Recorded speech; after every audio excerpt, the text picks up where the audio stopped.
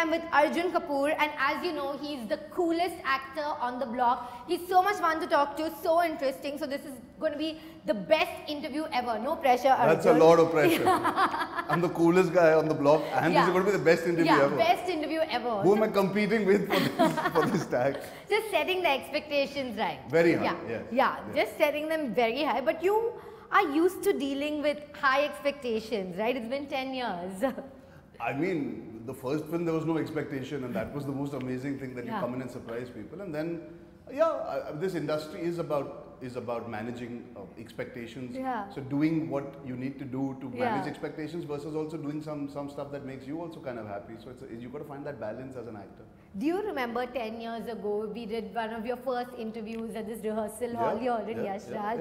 I promote. There's a photo of me and Pariniti. I'm standing in orange shoes exactly here, right behind you, in a black shirt. And we used to do interviews here and there. And this is the space where I used to audition. I've auditioned here. I've done workshops for Ishaqzadeh in this space. So I chose Yash Raj today to do interviews also for that reason, because it's been 10 years that they gave me this opportunity to make a name for myself and a career for myself. And each part of this studio kind of feels like home to me because of various emotions and memories attached. So. Yeah, 10 years is a long time, but I still very, very categorically remember everything that I've done in this studio. I also remember, and I've been reminiscing. Do you remember when you were promoting the film, the song Pariniti would sing all the time? Yeah. Which one? Pareshan. Yeah. She would sing Pareshan all the time. And I was Pareshan of that always. Yeah, she would always sing it. And you remember everyone would ask you, oh, Chokra Jawan, you've lost so much weight, you've lost so much weight. Well, it was... So I think what happened over there also was interesting is that all my old pictures started coming out, and people started knowing about the fact that I used to look like that and today I look like this. So it became a conversation start, and I was very, very happy actually that I could tell that side of the story, because I ended up also motivating and inspiring a few people to understand if I can do it, anybody can. To lose 50 kgs is not easy. I've had the luxury of growing up in maybe a household that I was allowed time. A lot of people who don't have that time and opportunity also want to look their best and feel their best, even people who are not actors per se. So I always feel health is something, if I can speak out and motivate people, I always enjoy that. And that started from the first film, because I realized it helps me connect with a certain audience who understand that how difficult it is. So is it true you actually 140 kgs? Yeah, I was 143 kgs when I weighed myself and I decided I need to lose weight, because तभी वो होते थे ना, you know, गोल घूमने वाले weighing scale होते थे, digital नहीं था, it used to be, so that used to have only 120 as the limit, and I was like, I'm a little over, so I need to work on it. Then I started working on myself, and well, the result was Ishaqzadeh after that. But I lost 40 kgs till I auditioned, and then I ended up losing another 10 more in the process of starting the film. Yes. And then the rest is history. Ishaqzadeh did so well. Do you think now it did too well that people just expected too much from you? No, I think that's the merit of the film. I think the film did well because it was appreciated unanimously and universally for the subject it was. I mean, to deal with the Romeo and Juliet with a twist, to deal with the political side of it, to deal with the religious aspect of it and the caste side of it. There were very interesting themes, and I think they connected throughout the country and the world for that matter. I can never ever turn around and say the film should have done lesser because I wouldn't be here because of it. I think the film, that film deserved all the love it got and more, because I wouldn't be here without it. And Pariniti was excellent. Habib sir made a terrific film. Adi sir backed a film with newcomers that could have easily been made with main lead faces at that point in time. We were presented so well. We got great music from Amit Trivedi, and it was a breath of fresh air in a time where dare I say it, there was a new audience coming in that was accepting all kinds of films. So we had Vicky Donor and Ishaqzadeh do well, while Ek Tha Tiger and Rowdy Rathore also did well in the same year. So I think that would be discrediting our audience if I said it should have done less. Yes, I remember that time we were talking about the Badlands and the stories on the hinterland. Heartland stories were coming in. That was the buzzword. You know, and I love it because I have all these memories and we can share them. And remember Aurangzeb, when you where did you promote it? We went to this construction house. You know, recently I shot for Villain in that building. Oh, the same one. So it was ironic. I was like, "Arey, idhar aaya tha jab main promotion kar raha tha." I remember that very clearly. Chintu uncle and myself, and Jagu Dada and Prithvi Raj, and we had to wear those helmets and enter. And all the media was there. Exactly. And I think that was the only media interaction Chintu uncle did for Aurangzeb. Yes, absolutely. And I was sitting next to him, and I've got nice images of him and me together. again, another wonderful opportunity for me to work on a film like that with an ensemble and do a double role. Yeah. I think when I was wearing you a blue suit. Two names in the film. Vishal and Ajay. Arjun? From Aurangzeb? Yeah. No, it was Vishal. Arjun and Vijay, right? Arjun was not the name. Arjun. Okay, Google it right now. I've never played a character called Arjun on screen. Oh. A lot of people Ajay have played. and Vishal. So what did I say? Oh, okay. Your record clear, no? If it doesn't play like this, I will never do the interviews. Okay, fine. I will not do it. I will walk out if I don't get that. Okay, fine. Yeah. Which film were you called Pinky? In Sandeep or Pinky Farah. I mean, is this a test of my 10 years? Because my mental memory is very strong of my work. I know. Even my flop films, I don't delete from my you system. Don't delete. No, I don't. Would you delete any? You don't have to name it. Fine. Would you delete any films from your filmography? No, because I made those choices to do those films, so I should own up to it. I hate it when somebody says, I regret doing it. Of course, you regret the way the film turned out. Yeah. And it didn't translate from what your vision was with the other people coming together. Their intent might not be the same as yours, and it might not meet your expectations or the audiences. But I made the choice to trust those people. So I need to trust better people, but I cannot regret the film that I put in front of the audience because that was a choice. Do I regret the way certain films transpired and the way they panned out? Of course, because you see potential in a story, so you choose to do it. You see potential in people. Sometimes it surpasses your expectations, sometimes it's way below, and sometimes it just turns out that people had other agendas to make a film also. But that's part and parcel of this profession. It would be unfair for me to say I didn't expect that. I think every actor has been through that phase where you thought film ऐसी होगी और फिर ऐसे बनती है, but you're like, okay, you were part of that journey, now you got to accept it. Yeah, and everything's led you to this point with all these great films that you have lined up. Yeah, You have Lady Killer coming, then you have Ek Villain Returns. Yes. And then there's one more. Kutte, yes. Which is Vishal Bharwaj's son's first film. बाप ने कमीने बनाई थी, बेटा कुत्ते बनाए. If that gives you perspective on the kind of film it is. So it's in that milieu and that space. It's a very energetic ensemble with amazing characters and a lot of characters intercolliding with each other. That's got Tabu, Konkana, Radhika Madan, Nasir Sir, Kumud Mishra, Shardul Bharadwaj. So it's a great ensemble, fun film. I finished shooting for that in Feb. Ek Villain Returns is due on 29th of July. That's got John Abraham, Disha, Tara and myself. It's a Mohit Suri film, so the music is amazing. Action, thriller, romance, the works. So if you like villain, you will love Ek Villain Returns. And I'm very excited about how he's presenting me. It's a very different avatar for me. Are you the villain? Why don't you see the film? Okay, fine. It's not a conversation I can give you answers to. No? And when we promote villain, you'll be able to get a better sense of it. Fine. And yeah, Lady Killer I've just started. Is your biopic?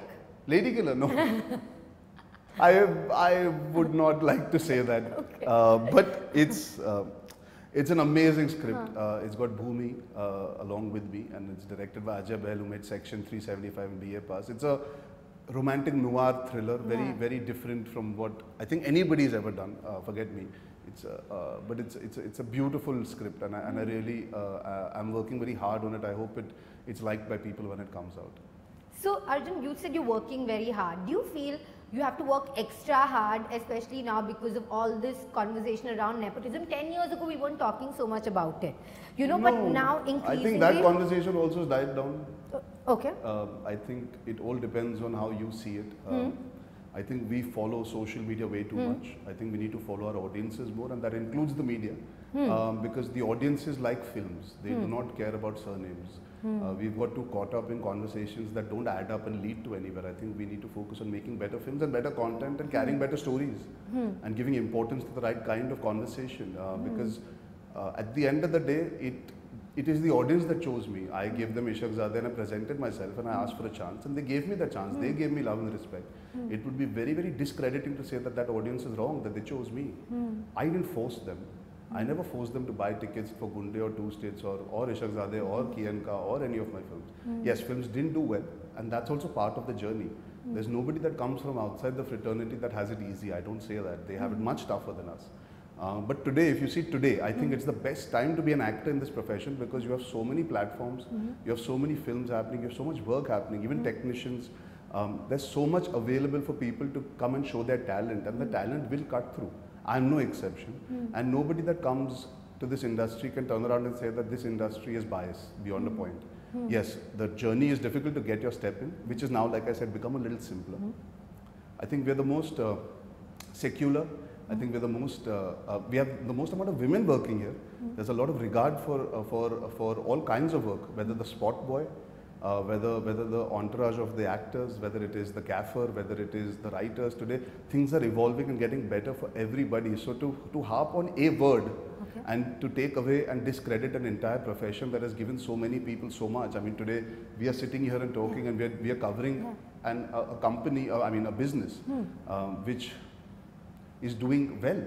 I mean, if you put aside the arguments, the ticket going audience has spent over 1,000 crores on watching films in the last 3 months. I don't think the surname mattered when RRR did well. I don't think the surname mattered when Gangubai Kathaiwadi did well. And I don't think the audience has checked on that for a while till you asked me this question actually. All right, fine.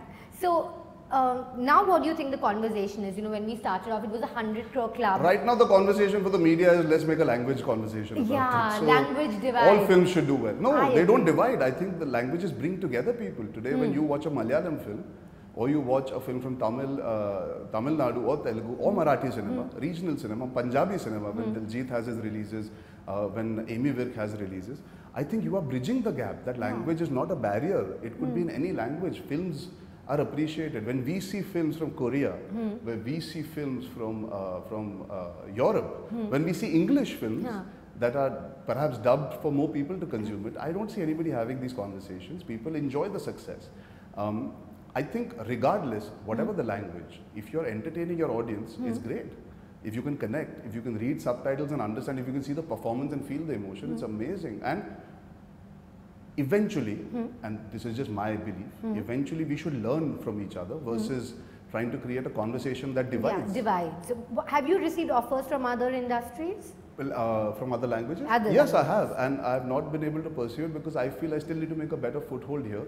I think over the last 3 years, I've made a conscious decision. When COVID happened, I made a conscious decision that I would like to connect with my audience again and earn their respect that they gave me to start out with. When I made my debut, there was a lot of love for the first 3, 4, 5 years. The last 2, 3 years before the pandemic happened, I did feel that the audience was signaling that I need to put myself out there in a better way, the way I was looking or the kind of films I was doing. So the pandemic gave me a chance to recorrect myself, reteach myself, unlearn a few things and connect to my core, the impulse and instinct that you have as an actor. So I've not looked at कि मुझे दूसरे language में करना है या platform. मुझे बस इस वक्त my ambition is I just want to reconnect with the audience. I feel I made my debut with mainstream Hindi cinema. I would like that audience to connect with me first before anything else. So, as you mentioned, there were these 2, 3 years, there was that period, a slump, and maybe, you know, people call it comeback with Sandeep or Pinky Farrar. I know you probably don't like that word, but no, it's fine. I mean, listen, it's a terminology that's kind of saying, okay, he's back. So Farrar, for me, is very, very special because I put myself out there to do a film that is very against the grain. If you've seen the film, the climax of the film is something that I don't think a lot of people in this profession would say yes to. I did it blindly because I believed in the director. He presented me so well in the whole film and the climax. I prepped for 3 months for that film to get the dialect right. And the nicest part is when I was shooting for Kutte recently, Nasir sir came and hugged me and said he loved my performance. Kumud sir met me, Kumud Mishra, who's somebody who understands the nuances, and he told me, he said, I was waiting for you to slip with your dialect and your accent, and you didn't. Farrar, I really worked hard on, and I'm really, really glad that people value it. So if it's called a comeback, so be it, because I came here to be an actor. I didn't come here just to be a known quantity, because that's very temporary. People can get instant fame or insta fame today. That does not translate to ticket sales. I want to be somebody who people come to the film, to the theatres to watch my film. I want to be somebody who entertains them and engages them. So Farrar for me was a big step in following my conviction again. It released at a time where films were releasing on platforms. It got a lot of love, a lot of reaction from a lot of the connoisseurs of cinema. And at the same time, it made me believe in myself again. So it's a comeback maybe for me mentally to believe in myself also, yes. Was it true that you were depressed during that period, Arjun? I read a lot that you were depressed during that slump. No, I don't. I think depression is a word that should never be used lightly, and I don't remember reading it myself. I did. I mean, okay. I was reading up some trivia about you. Yeah, no, it said you were depressed. Then I was a little I don't upset. think trivia would be something we should use for a conversation. So lightly. Yeah. So, see, depression is a very big term, and it is something that people deal with at a very serious level. You can be demoralized, you can be affected by it, you can be saddened by it. But the word depression, I think, would take away from what other people are dealing with, because, and I know people close enough in my life associated and what they go through.